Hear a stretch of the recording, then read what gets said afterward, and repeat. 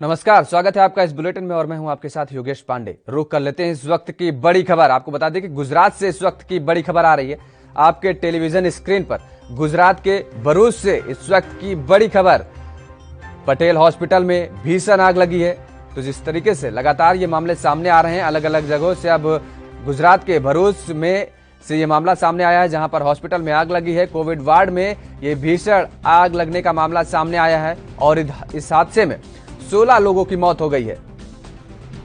तो गुजरात से इस वक्त की बड़ी खबर आपके टेलीविजन स्क्रीन पर। हॉस्पिटल में आग लगने से भगदड़ मची, बचाव कार्य जारी है और मरीजों को दूसरे हॉस्पिटल में शिफ्ट किया जा रहा है। तो भरूच से इस वक्त की बड़ी खबर, गुजरात के भरूच से इस वक्त की बड़ी खबर, जहां पर हॉस्पिटल में आग लगने का मामला सामने आया है और इस भीषण आग में कई लोग हताहत भी हुए हैं। वहीं कोविड वार्ड में भीषण आग लगी है और कोविड हॉस्पिटल का मामला है ये। आपको बता दें कि जो वहां पर मरीज एडमिट थे उनको दूसरे हॉस्पिटल में शिफ्ट किया जा रहा है। 16 मरीजों को बताया जा रहा है कि इस आग की चपेट में आए हैं। तो कोरोना महामारी की रोकथाम के लिए देश भर में 1 मई से वैक्सीनेशन का तीसरा चरण शुरू हो रहा है। इस चरण के तहत 18 से 44 आयु वर्ग के सभी लोग कोरोना की वैक्सीन लगवा सकेंगे।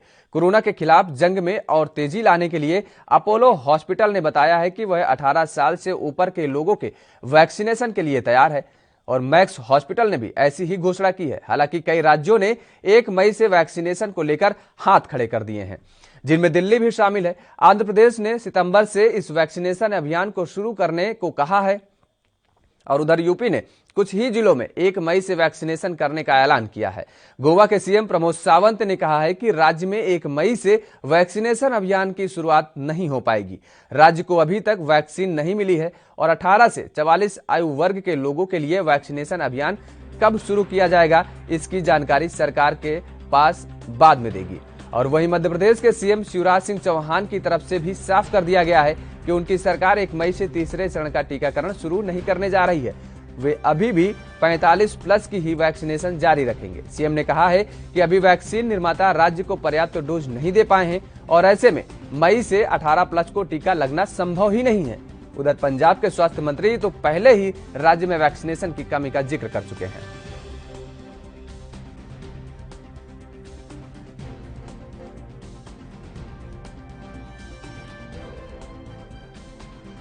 नहीं है भैया, हमारे पास वैक्सीन हुई तो भी लगाएंगे, अगर होएगी तो कैसे लगा देंगे। तो हम मान के चले भाई जो 18 प्लस है उसको शुरू नहीं कर पा रहे पंजाब। हम तो तैयार बैठे हैं, हमारी तो फौज तैयार बैठी है काम करने के लिए, लेकिन हमारे पास मटेरियल नहीं है। ये बात 1 तारीख से पहले 18 साल से ऊपर के नौजवानों को वैक्सीन लगाने का अभियान प्रारंभ होना था। इसके लिए मध्य प्रदेश ने कोविशील्ड और कोवैक्सीन दोनों के लिए संबंधित कंपनियों को ऑर्डर जारी किए थे, खरीदने के ऑर्डर हमने प्लेस किए थे। लेकिन दोनों कंपनियों से संपर्क करने के बाद यह पता चला है कि 1 तारीख को वो हमें वैक्सीन के डोजेज दे नहीं पाएंगी और इसलिए 1 मई से वैक्सीनेशन का यह कार्यक्रम मध्य प्रदेश में प्रारंभ नहीं किया जा सकेगा। तो आज से देश में कोरोना वैक्सीनेशन शुरू हो रहा है। 18 से जिस तरीके से 18 प्लस के लोगों को ये कोरोना का टीका लगने की बात कही जा रही है, लेकिन तमाम सारे राज्य ऐसे हैं जिन्होंने हाथ खड़े कर दिए हैं और उन्होंने कहा है कि उनके पास अभी वैक्सीन उपलब्ध नहीं है, इसलिए वो अभी इस अभियान में शामिल नहीं हो सकते हैं। पंजाब, बंगाल समेत कई राज्यों ने कहा कि अभी उनके पास वैक्सीन ही उपलब्ध नहीं है, तो वो वैक्सीनेशन अभियान कैसे शुरू कर दें। तो जिस तरीके से ये सामने खबरें आ रही हैं कि राज्यों को अभी वैक्सीन उपलब्ध नहीं है, जिसके कारण अभी कुछ राज्यों में लोगों को इंतजार करना पड़ेगा।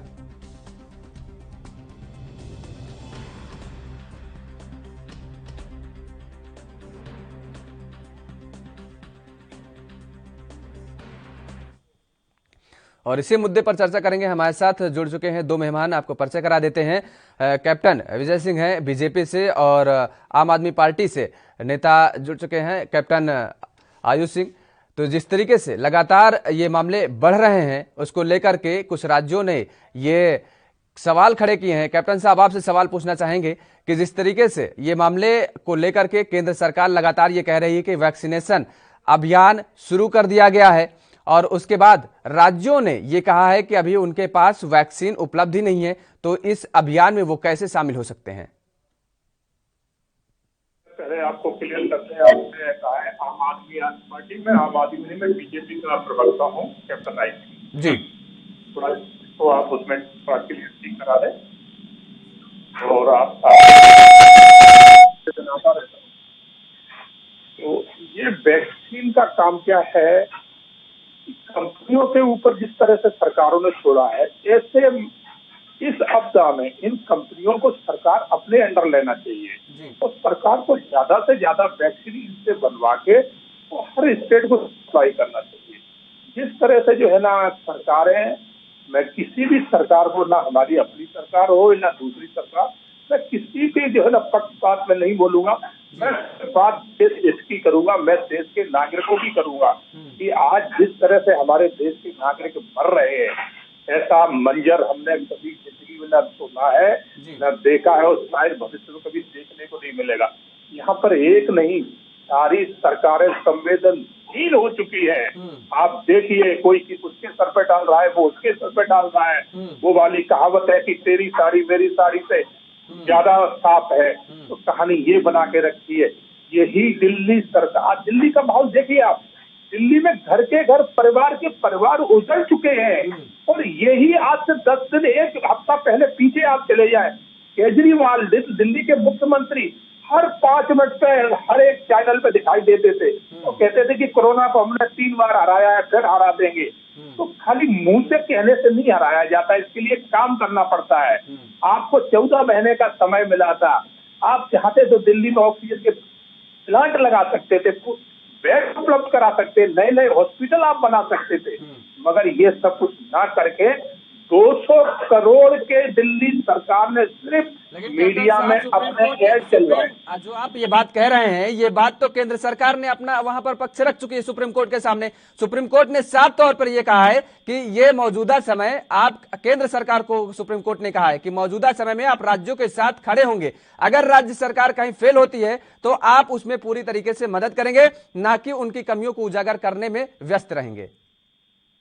वही मैं आपको बताना चाह रहा हूँ कि केंद्र सरकार कभी किसी से अलग रही नहीं है, मगर समस्या ये है कि हमारे देश में कुछ नौसिखिए जो है ना मुख्यमंत्री आ गए हैं, जिन्हें राजनीति का अनुभव नाम मात्र का नहीं है। पब्लिक से जो है ना कुछ भी वादे करके मुख्यमंत्री तो बन गए, मगर देश और प्रांत कैसे चलाया जाता है अनुभवहीन है ये लोग। इसलिए आज हमारे देश को इन्होंने मौत के मुंह में झोंक दिया है, कोई तैयारियां नहीं की है।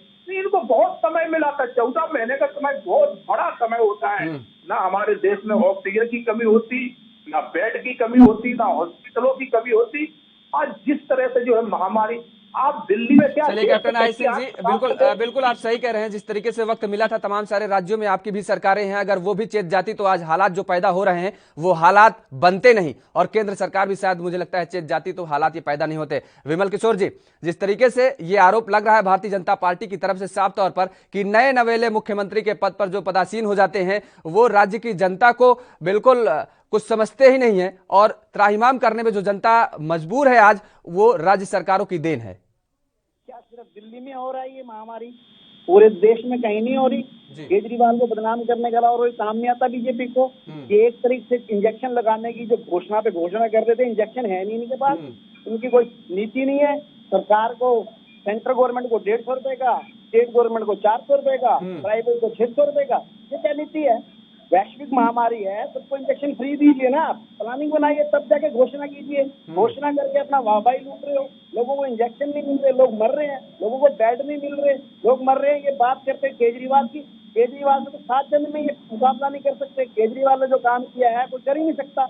लेकिन क्या है कि ऑक्सीजन देना सेंटर का काम, तो सुप्रीम कोर्ट भी कह रही है 8 प्लांट लगाने में सेंटर ने, दिल्ली सरकार ने सिर्फ जगह देनी थी, 1 प्लांट नहीं लगाया। इसके स्वास्थ्य विभाग ने, गृह मंत्रालय ने, कुल मिलाकर बीजेपी सिर्फ घोषणा करना जानती है, वाहवाही देखना जानती है। पिछली बार भी इसने बिना प्लानिंग के लॉकडाउन करा और वाहवाही ली और पूरे देश का बेड़ा गर्क कर दिया।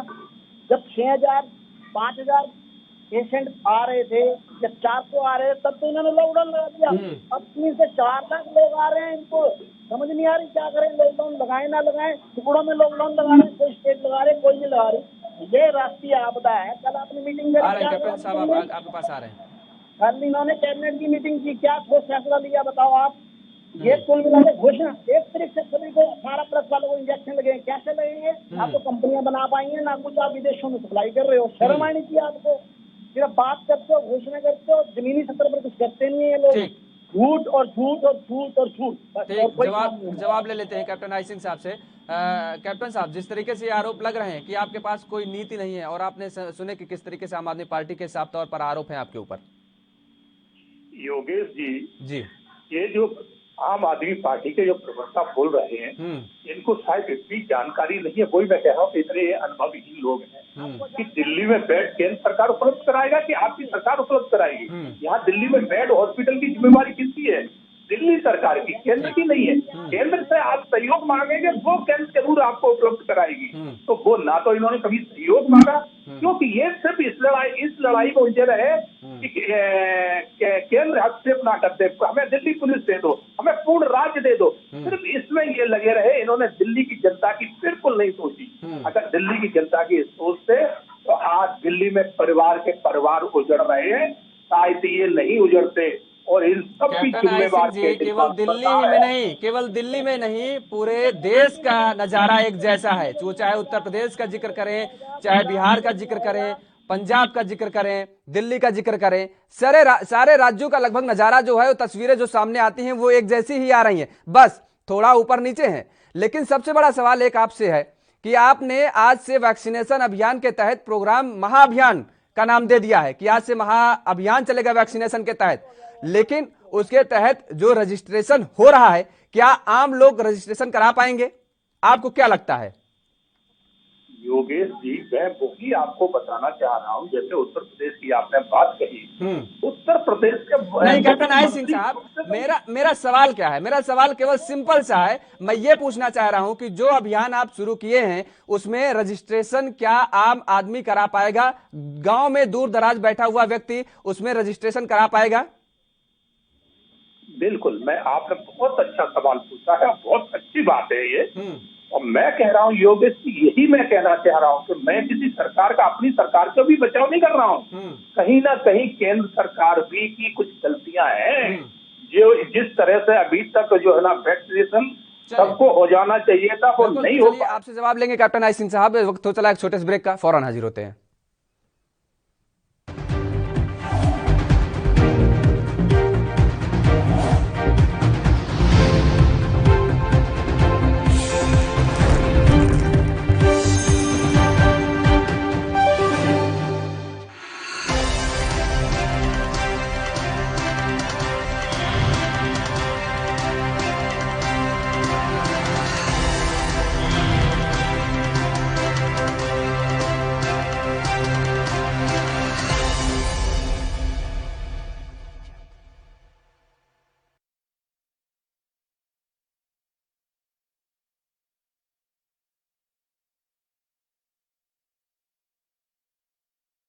गुरु तेग बहादुर सिमरिए करनो निधि। इस पावन पवित्र अस्थान ते गुरु तेग बहादुर साहब सच्चे पातशाह जी 6 महीने 9 दिन रहे। गुरु तेग बहादुर साहब सच्चे पातशाह जी ने गंगा जमुना सरस्वती का जो सुमेल है, इस स्थान तक पवित्र खूह है, उस खूह विच करवाया। इस स्थान ते 25 ਸਿੰਘਾਂ ਨੂੰ ਲਾ ਕੇ ਪਹਿਲਾ ਸ੍ਰੀ ਅਖੰਡ ਪਾਠ ਦਾ ਪ੍ਰਕਾਸ਼ ਇਸ ਪਾਵਨ ਪਵਿੱਤਰ ਸਥਾਨ ਤੇ ਹੋਇਆ। ਜਿਹੜੀਆਂ ਨਿਸ਼ਾਨੀਆਂ ਨੇ ਸਤਿਗੁਰੂ ਜੀ ਦੇ ਚੌਂਕੀ ਦੇ ਪਾਵੇ, ਕਿਰਪਾਨ, ਸੰਖ ਸਾਹਿਬ, ਜੋ ਸਤਿਗੁਰੂ ਜੀ ਦੀਆਂ ਇਤਿਹਾਸਕ ਨਿਸ਼ਾਨੀਆਂ ਨੇ। नाम रहियो साधु रहियो गुरु गोबिंद, कहो नानक ए जगत में किन जपियो गुरमंत्र। वाहे गुरु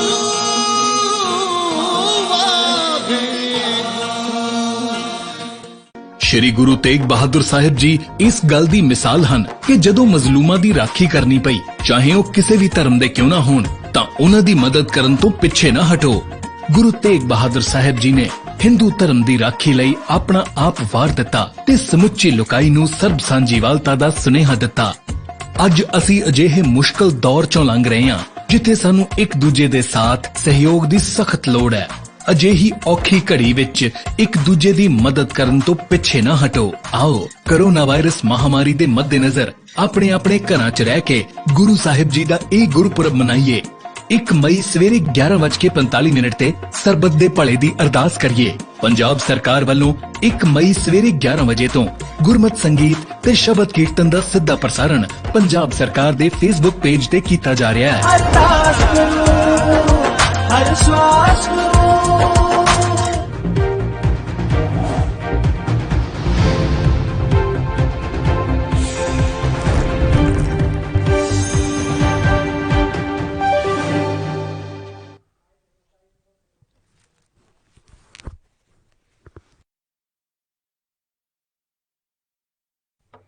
तो ब्रेक के बाद एक बार फिर आप सभी का स्वागत है और चर्चा करेंगे इसी मुद्दे पर। हमारे साथ दो मेहमान जुड़े हुए हैं। भारतीय जनता पार्टी से कैप्टन आई सिंह हैं और इसके साथ ही आम आदमी पार्टी से विमल किशोर जी हैं। कैप्टन आई सिंह साहब जी, आपके पास ही आएंगे। सवाल मेरा यही था कि क्या जिस तरीके से रजिस्ट्रेशन का काम केंद्र सरकार ने शुरू कर दिया है और उसने ये कहा है कि कोविन ऐप के जरिए पहले रजिस्ट्रेशन कराना होगा, क्या दूर दराज बैठा हुआ व्यक्ति रजिस्ट्रेशन करा पाएगा? नहीं योगेश जी, ये बिल्कुल आप बहुत ठीक कह रहे हैं कि रजिस्ट्रेशन प्रक्रिया ये तो होना ही चाहिए, तो निरंतर चलना ही चाहिए। तो जब रजिस्ट्रेशन हो जाएगा तो वैक्सीन भी लगेगी। तो क्योंकि जब वैक्सीन एक साथ इकट्ठी कर लो फिर रजिस्ट्रेशन कराओ तो ये प्रक्रिया बहुत लंबी हो जाएगी। इसके पहले ये तैयारियां जो अभी कर रहे हो, मैं कह रहा हूँ ये तैयारियां बहुत पहले हो जाना चाहिए था। मगर वैक्सीन भी जल्दी से जल्दी सरकार उपलब्ध करा रही है। नहीं, उपलब्ध तो करा रही है साहब, उपलब्ध करा रही है। आपको पता है, अब आपको मैं बता दूं, एक्सप्लेन कर दूं थोड़ा सा। ये कोविन ऐप के जरिए जो रजिस्ट्रेशन हो रहा है, पहले आपको cowin.gov.in पर जाना पड़ेगा, उसके बाद आपको अपना मोबाइल नंबर देना पड़ेगा, उसके बाद आपके पास एक ओटीपी आएगी, उसके बाद जब आप उस ओटीपी को उसमें डालेंगे तब आपका नंबर वेरीफाई होगा और उसके बाद उपभोक्ता का एक फॉर्म खुल करके आएगा, अपनी पूरी डिटेल देनी होगी और उसके बाद उस पर आपको फोटो अपलोड करनी होगी। तमाम सारी इतनी लंबी प्रक्रिया गांव में बैठा हुआ व्यक्ति कैसे कर पाएगा? आप सोचिए, शहर का व्यक्ति तो चलिए ठीक है एक बार रजिस्ट्रेशन करा लेगा, लेकिन इतनी लंबी प्रक्रिया मुझे नहीं लगता है कि गांव में बैठे हुए आम नागरिक लोग या जो आप ये 18 से 44 साल के लोगों को कह रहे हैं कि ये सुविधा देंगे, मुझे लगता है इस रजिस्ट्रेशन के तहत ये महाअभियान फेल नजर आएगा।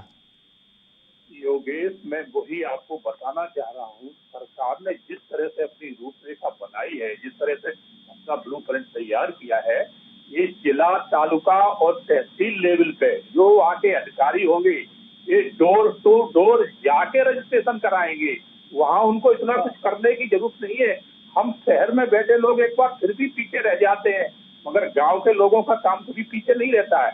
हमारा आधार कार्ड शायद हम पर तो नहीं बनवा पाते, उनका बहुत जल्दी बन जाता है, क्योंकि वहाँ जो जिला लेवल के अधिकारी हैं वो पटवारी लेवल के वो डोर टू डोर जाते हैं और ये सब काम कर। तो सरकार ने यही तैयारियां कराई हैं।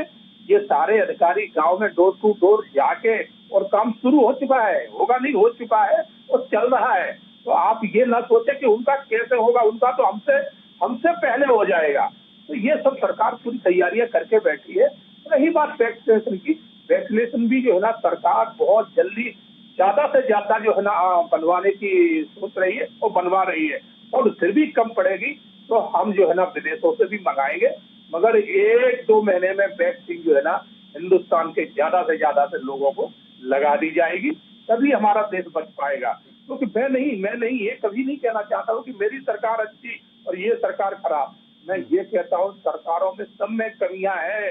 अगर ये सरकारें अगर पहले से सचेत हो जाती तो बहुत समय मिला था, 14 महीने का समय मिला था, मगर सरकारों ने तैयारियां उस तरह से नहीं करी जैसे करना चाहिए।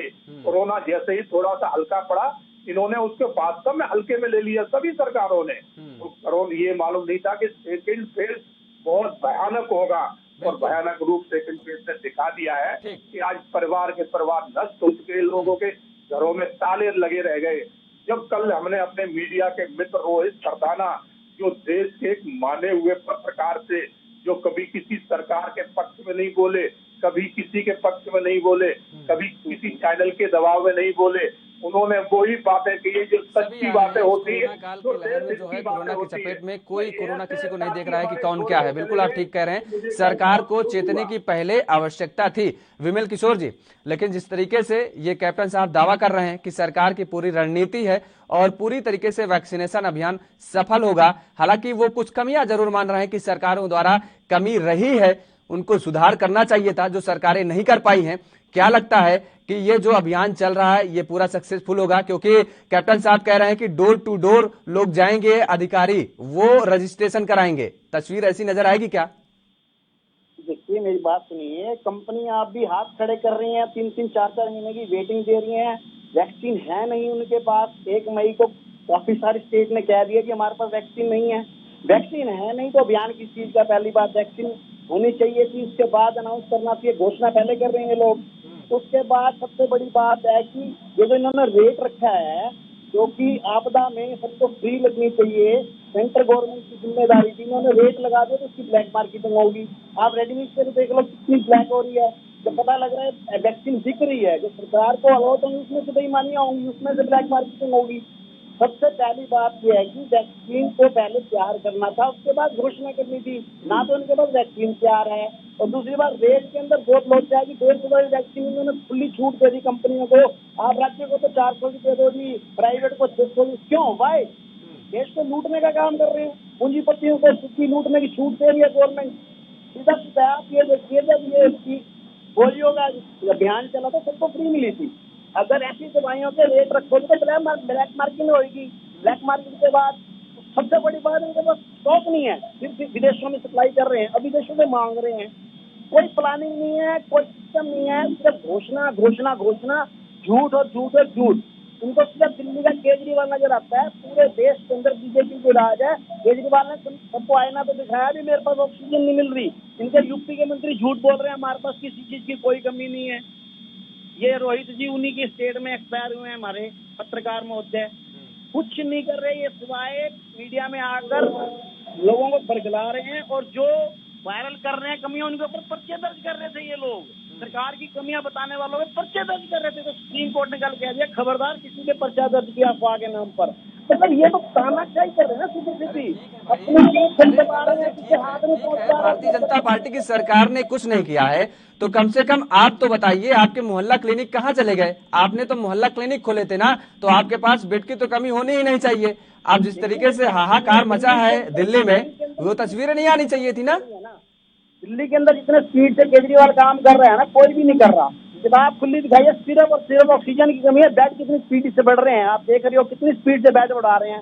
सिर्फ ऑक्सीजन की कमी है। सेंट्रल गवर्नमेंट दे देगी, दिल्ली के अंदर व्यवस्था संभालने में हर एमएलए हर मंत्री तत्पर है, जनता के बीच में जा रहा है और काम कर रहे हैं।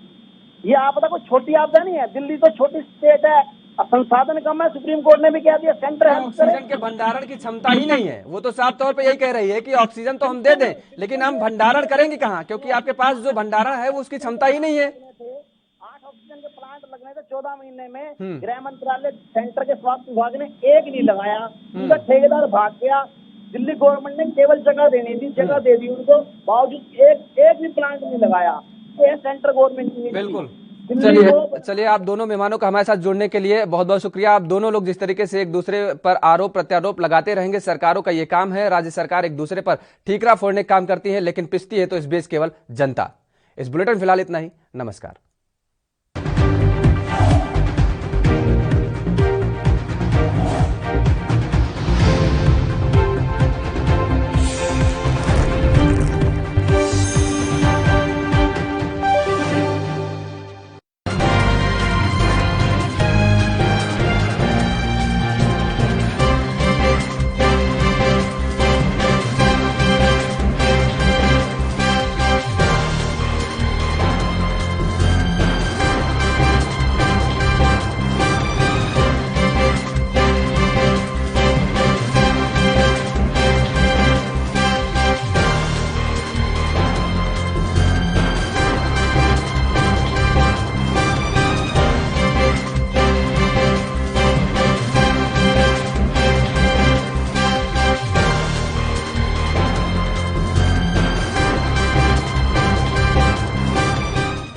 कम ब्रेक और ज्यादा खबरों के साथ देखिए ANB news in channel number पर।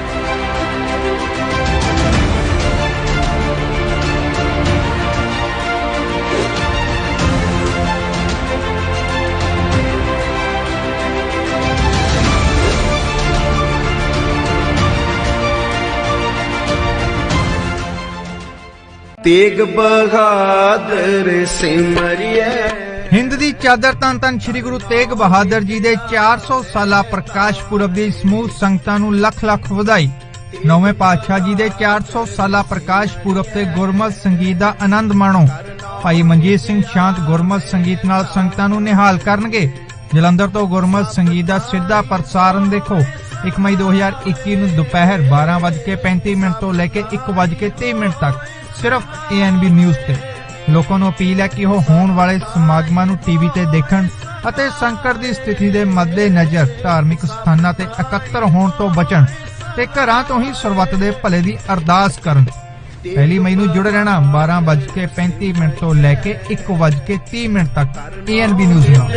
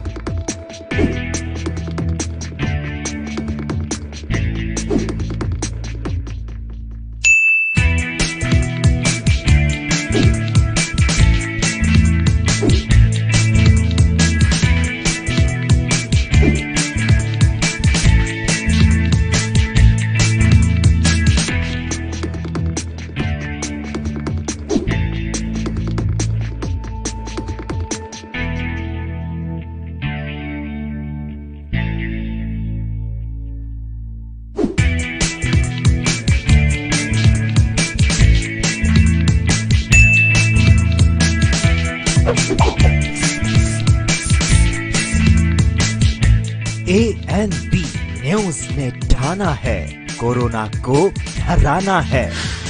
आपके हित में जारी। गुरु तेग बहादुर सिमरिए। फतेह प्रतिष्ठान धन धन गुरु अर्जन साहब की शोभ प्राप्त धन धन गुरु तेग बहादुर शोभ प्राप्त है, जिसका नाम गुरुद्वारा गुरु का बाग है।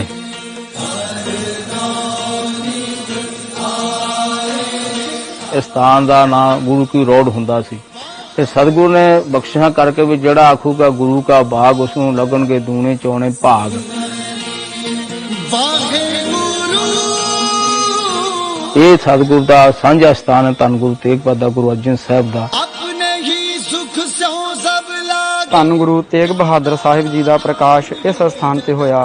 इस पावन स्थान ते धन गुरु तेग बहादुर साहिब जी के प्रकाश दिहाड़े समूह संगतां वल्लों शरधा भावना ते सत्कार सहित मनाए जाते हैं।